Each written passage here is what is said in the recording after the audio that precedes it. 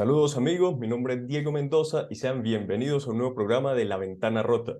En el día de hoy vamos a conversar acerca de cómo recuperar el salario de los venezolanos. Para ello, tengo el gusto de contar con el profesor Rafael Acevedo, quien ha sido investigador asociado en el Instituto de Libre Mercado de la Universidad Tecnológica de Texas, ha sido profesor de macroeconomía en la Universidad de Illinois, es CEO de Econintech, un think tank de libre mercado.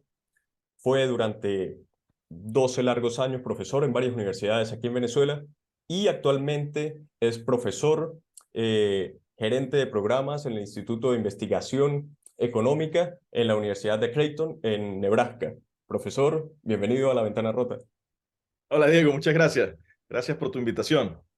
Profesor, a ver, para entrar de lleno en este tema, eh, hay una queja que mantienen los venezolanos que es acerca del salario, de cómo se ha perdido la capacidad de compra y, por ejemplo, lo que es el salario mínimo pagado a los empleados públicos está en torno a unos 130 bolívares, que a la tasa de cambio oficial del Banco Central de Venezuela equivale hoy por hoy a unos 5,37 dólares escasamente.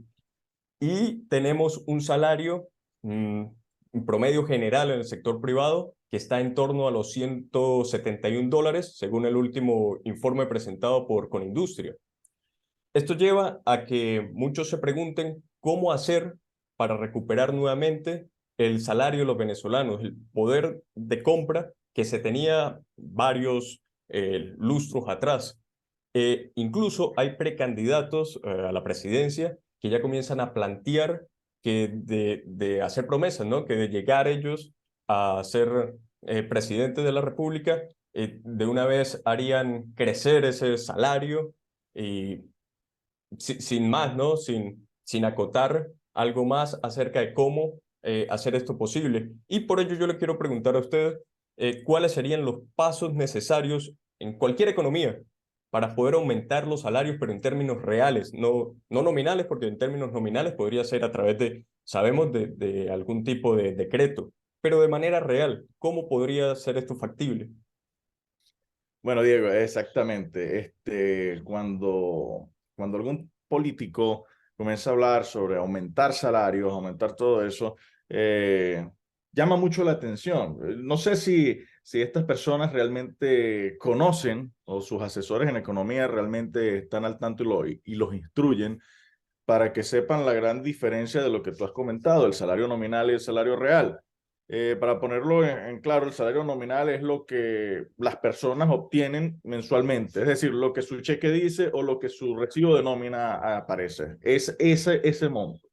Ese monto es muy fácil de aumentarlo, rápido, ¿ok? Ese monto es muy fácil de aumentarlo. Es más, el actual régimen es el primerito que tiene, digamos, la corona, el primer lugar de haber aumentado el salario mínimo. Estamos hablando de un salario mínimo, dijiste, de 18, 180, algo así, da el Sí, monto específico en 100 bolívares. 130 bolívares. 130. Bueno, ahora multiplícalo por 14 ceros, que ha sido la cantidad de ceros que le han eliminado, y podemos compararlos con los 900 bolívares, que era el salario mínimo de 1980. ¿Ok? Entonces, oye, han aumentado el salario nominal. Ahora, ¿qué es lo que le interesa a las personas? Nos interesa a nosotros, a los economistas, que realmente tenemos digamos, alguna conexión con las personas de manera real, que queremos que mejoren, es que su salario real sea el que aumente. Y el salario real no va a aumentar por medio de un decreto. El salario real es simplemente la comparación de cuánto puedes comprar de un producto, de un bien o un servicio con tu salario nominal. ¿Ok? Ese producto, bien o servicio puede ser naranjas, puede ser manzana o puede ser una moneda extranjera como por ejemplo el dólar. Te retomo el ejemplo de 1980, 900 bolívares era para el 1 de enero aproximadamente, 900 bolívares el salario mínimo. Teníamos en esa época un control cambiario igual, Venezuela siempre tiene un control fijo, ¿ok? Es grave error. Entonces, para ese momento eso representaban aproximadamente 209, 210 dólares mensuales. de 1980, ¿ok? De 1980. Eso significa que para hoy, para el 2023, eso te representa como $800 en el poder de compra. ¿Ok? Con $200 en 1980 podías comprar tantos productos y servicios como tú puedes comprar esa misma cantidad de productos y servicios hoy con $800. Inflación. ¿Ok? Y hoy nada más tenemos $5. Imagínate. O sea, eso es la diferencia es de 800 a 5. Imagínate la pérdida que ha tenido el salario mínimo. Con esto yo no estoy diciendo de que se tiene que levantar el salario mínimo. Con esto yo te estoy colocando y le estoy diciendo a tu audiencia que el salario mínimo, las leyes de salario mínimo no sirven. ¿Ok? Entonces, si ya tenemos claro que el salario real es la expresión de cuántos productos o servicios, cuántas naranjas, vamos a quedarnos con naranjas, cuántas naranjas puedes comprar tú a través del tiempo. Entonces, si tú quieres aumentar el salario mínimo, lo que tú necesitas aumentar son las cantidades de naranjas que tú puedas comprar. ¿Ok? Entonces, ya no estás hacia el salario nominal. Sí, tú aumentas el salario nominal, pero va a haber un efecto de inflación que va a hacer que las cantidades que tú compras van a ir disminuyendo. Entonces, aquí lo importante es la parte productiva. ¿Ok? Y cómo tú puedes comprar más cantidad al mismo precio. Porque si tu salario nominal queda igual, el precio tiene que ir disminuyendo o aumentando para poder variar esas cantidades. Entonces, es simplemente el aparato productivo. Ahí es cuando nosotros caemos de que no importa, no vale que los políticos te vengan y te digan, te voy a aumentar el salario, porque a la final, si el aparato productivo está como está en la calidad que tenemos ahora en Venezuela, simplemente no va a servir. Simplemente te lo va a comer la inflación. Y ahí tienes los 14 ceros. Ponle 14 ceros a la cantidad de bolívares que hoy por hoy el trabajador promedio recibe en su nómina y compáralo con 900 bolívares de 1980. O sea, lógicamente el salario nominal ha aumentado. Somos trillonarios prácticamente. ¿Ok?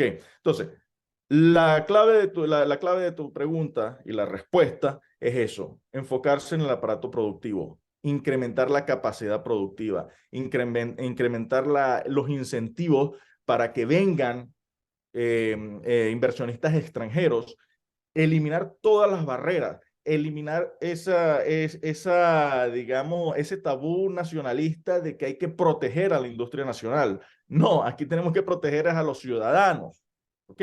La industria nacional es necesaria. Yo no estoy en contra de la industria nacional. Yo estoy en contra de la industria nacional eficiente, pero que sea eficiente a través de su emprendimiento, porque es muy fácil tratar de ser eficiente o aprender a ser eficiente siendo protegido por el Estado. Entonces así cualquiera puede ser empresario. ¿Entiendes? Entonces, si tú quieres ser empresario, demuéstralo siendo emprendedor, buscando la manera de emprender, de crecer y que tu curva de conocimiento crezca y tu eficiencia crezca y tú puedas competir con los demás. No, pero es que no es posible si el gobierno no me protege. Ah, bueno, lamentablemente tienes que buscar otro sector. ¿Ok? Entonces ahí caemos como cuando los padres, muchas veces nosotros le decimos a nuestros hijos, no todos nacieron para ser médicos, no todos nacieron para ser sacerdotes, que son digamos, las carreras favoritas en el Táchira, ¿verdad? Sí. Algunos nacemos para ser economistas, otros nacen para ser periodistas, entonces igual con los empresarios, no todo el mundo nació para ser empresario. Si tú no tienes la capacidad, emprendimiento, el conocimiento, digamos, esa personalidad que debe tener el emprendedor y sobre todo en países como Venezuela, que es la creatividad y la innovación, sin necesidad de depender del Estado, entonces tenemos un problema. El Estado te debe proveer las bases fundamentales, que es la libertad. ¿Ok? ¿Tú quieres hacerlo? Hazlo. Ah, pero no me vengas a pedir de que levante barreras para que no entren productos que yo estoy produciendo a mejores precios para que la gente tenga que comprar los míos. Porque a la final, sí, te estoy favoreciendo a ti, Diego, como empresario. Tú produces, no sé, un producto en específico. No quiero entrar en detalles, ¿ok? Y levanto las barreras. Yo, gobierno, levanto las barreras, te estoy protegiendo a ti, hago que todos los venezolanos compren tu producto. Pero ¿a quién estoy castigando? A los venezolanos, que están comprando un producto de baja calidad, a alto precio, porque es la única forma que lo tienen que hacer. Es lo único que pueden hacer. Entonces, productividad. ¿Quieres aumentar el salario real? Enfócate en la productividad del país. Por supuesto. Y en ese caso, sería una relación, ¿no? Ahorro, inversión, productividad. Lo digo porque Exacto. la productividad muchas veces, a ver, tiene que ver con, como usted dice, con ofertar más, ¿no? En poder Ujú. hacerse más eficiente, usar de mejor manera los siempre escasos recursos para, para ofrecer productos que satisfagan las necesidades del consumidor, ¿no? En ese caso, se puede ver, por ejemplo, aquí en Venezuela, que, y creo que tiene relación con esto, que un agricultor, por ejemplo, es muy poco productivo cuando vemos que no tiene la capacidad, por ejemplo, de trabajar con un tractor, mientras que en otras partes del mundo ya se han hecho con herramientas mucho más avanzadas y entonces allí es en donde comienza a verse, a notarse esa diferencia. Pero también vemos diferencias en cuánto gana una persona que por lo menos aquí botones en un hotel y esa misma persona viaja a los Estados Unidos y es botones también en Estados Unidos, pero gana más allá haciendo el mismo trabajo. Entonces, Ujú. para intentar entender, ¿no? Esa diferencia en los salarios, ¿cuál podría ser más o menos la explicación? Ok. Vamos a comenzar con la parte de la relación ahorro-inversión-productividad. Fíjate, para que tú puedas incrementar la productividad, las empresas necesitan invertir. Para que las empresas puedan invertir, necesitan fondos. Los fondos provienen de los ahorros. Entonces, cuando en un país las personas, ¿verdad?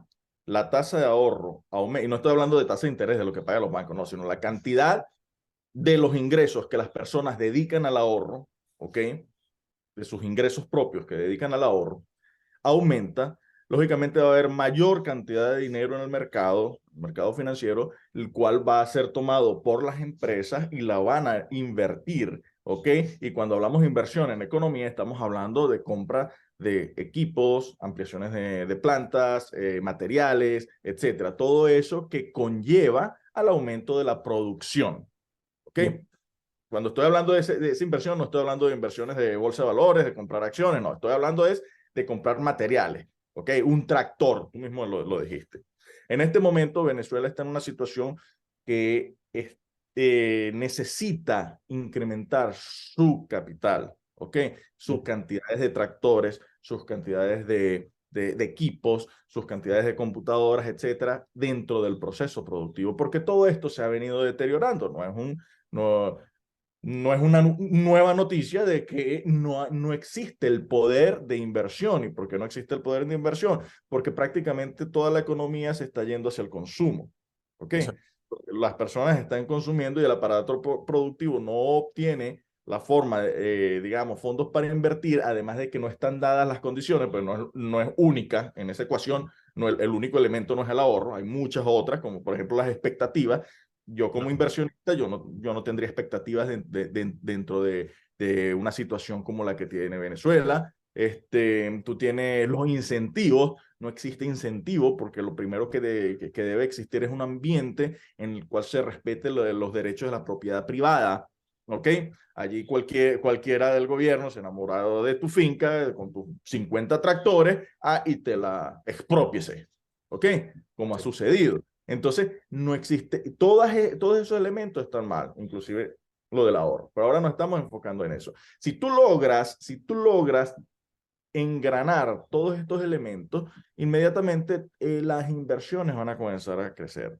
Al momento de crecer las inversiones, si tienes más tractores, si tú le das un tractor a este señor por allá arriba, por Capacho, para que comience a trabajar su tierra, ¿ok? O le das una ordeñadora a las personas que tienen haciendas y ganado de producción lechera, etcétera. Bueno, lógicamente su producción va a comenzar a aumentar. ¿Ok? Claro. Y eso es lo principal. Esa es la primera parte en cuanto a ahorro e inversión. Ahora, ¿cuál es la diferencia o por qué? ¿A qué se debe la diferencia de salarios de un botones en el hotel, ¿cómo es que se llama? Uno de estos famosos allá de San Cristóbal, del Rey, al frente por la Ferrota Tamayo, valga la cuña, Sí, y uno de acá, digamos, del Marriott, aquí en Omaha. sí, ¿Cuál es la diferencia? Hacen los dos hacen las mismas cosas, sí, pero recuérdate algo. Económicamente, técnicamente, en economía, nosotros definimos el salario como el producto marginal que aporta el trabajador. Eso sí, significa, de una manera más sencilla, pero yo sé que se ha utilizado, mal utilizado, el término marginal en el español y sobre sí, todo en Venezuela.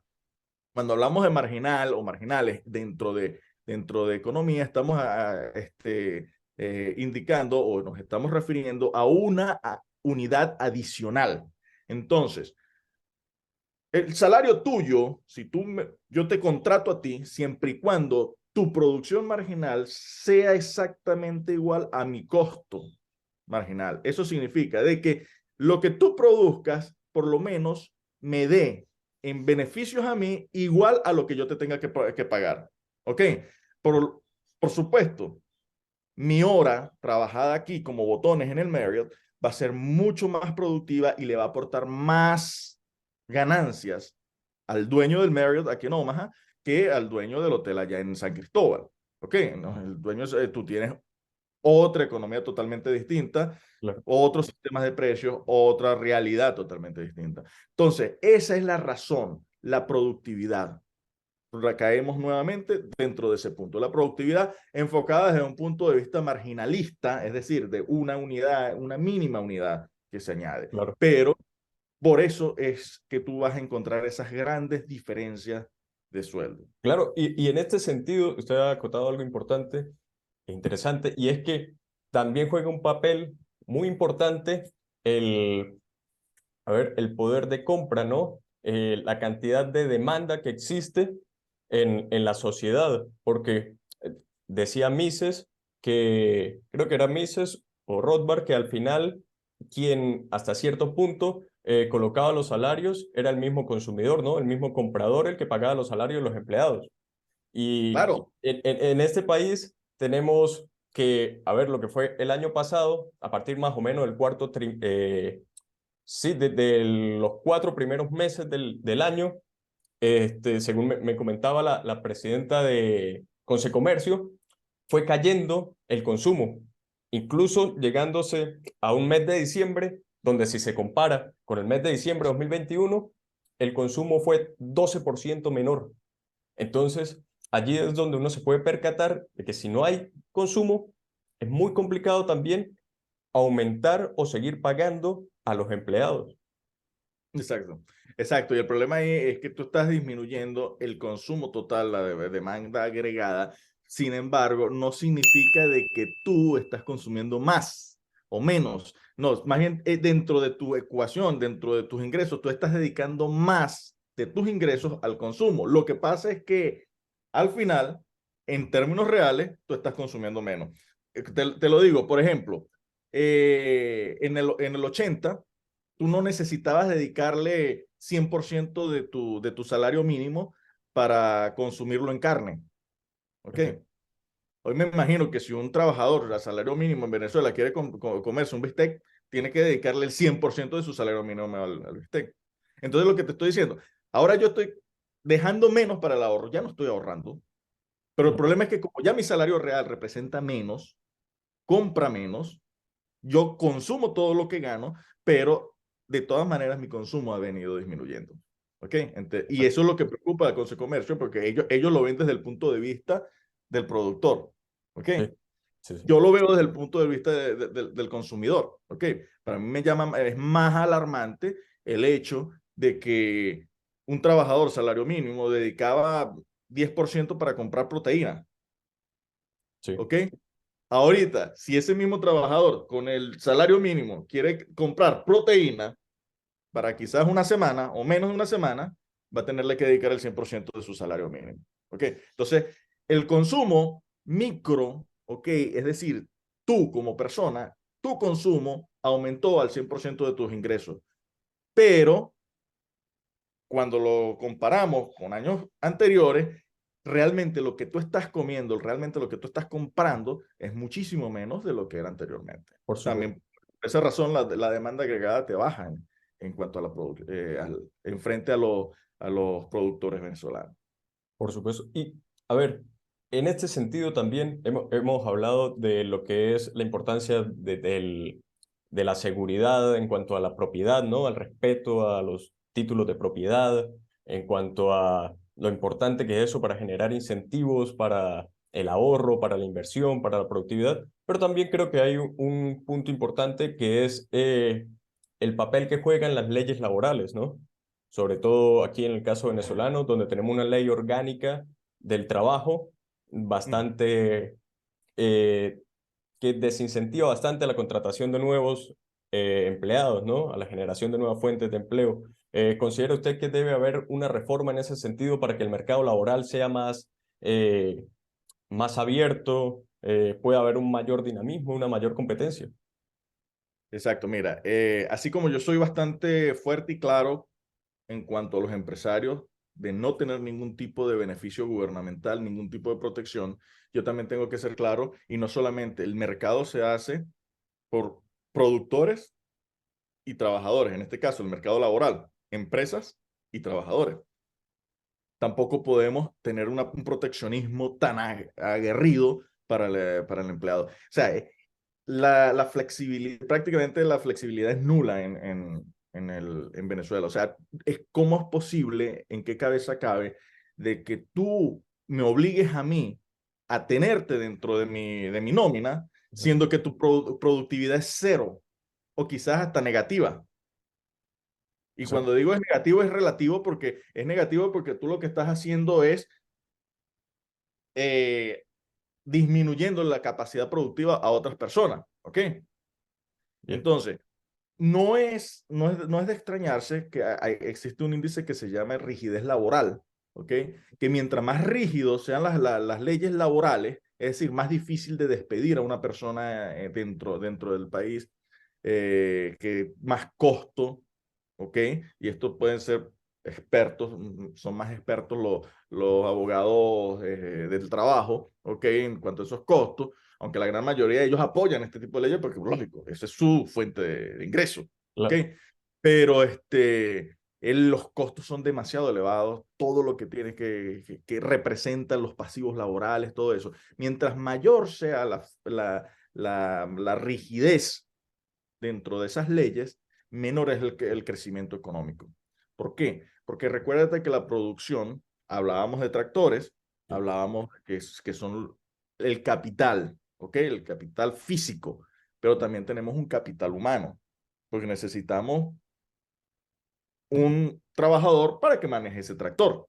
¿Ok? Por supuesto. Posiblemente en una finca pequeña la trabaja la persona que es el dueño de la finca o el hijo, pero necesita un trabajador. Ya cuando estamos hablando de grandes productos, necesita un productor, aunque estemos hablando ya de esta nueva ola de automatización, de robotización, etcétera, necesitas una persona que esté detrás de los controles verificando que el robot está haciendo lo que debe hacer, que tenga los niveles y que tenga todos los indicadores en los puntos adecuados, ¿ok?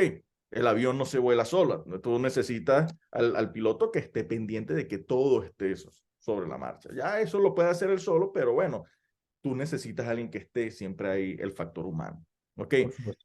Si tú no puedes contratar personas, tú no vas a poder producir. Si tú tienes una finca de 50 hectáreas y nada más puedes contratar a 2 personas porque la rigidez es muy fuerte, salarial, las leyes del trabajo son tan difíciles y son tan, digamos, fuertes que tú no puedes, tú dices, no, yo no puedo contratar más de 2 personas, ¿ok? Tú vas a tener la producción de 50 hectáreas que te puede dar 2 personas. Pero si Claro. tú pudieras incluir más personas y tú tuvieras lo que le dicen at will, que en muchos países, at will es simplemente que tu empleador puedes despedir cuando tú quieras, Ok. o tu empleado también puedes irte, no está, porque también existe cierta rigidez para el empleado. Tú necesitas pagar el preaviso, mira que a la final eso se hace, pero tú tienes un preaviso. Entonces, si tú disminuyes esa rigidez, tú vas a lograr captar mayor cantidad de capital humano, darle la oportunidad de capital humano a las empresas y ellos van a aumentar su productividad. ¿Ok? Por supuesto. Ese es el punto en cuanto a eso. Profesor, por último, porque se nos recorta ya el tiempo aquí en el Zoom, quiero que de manera muy breve usted nos explique, si puede, por qué un salario mínimo podría ser nocivo, sobre todo para una economía tan frágil como la venezolana, imponer un salario mínimo. Lo digo porque han surgido comentarios este año acerca de que el sector privado, ¿no? Ni siquiera el público, el privado, estaba en conversaciones para establecer un salario mínimo. Entonces, El sector privado, y discúlpame, he estado de repente un poco alejado de eso, pero el sector privado tú me dijiste que tienes un promedio de $180 ciento mensuales, setenta y ¿no? un dólares, sí. $171 mensuales. ¿Cuánto es el salario mínimo que están la gente o los políticos prometiendo en este momento?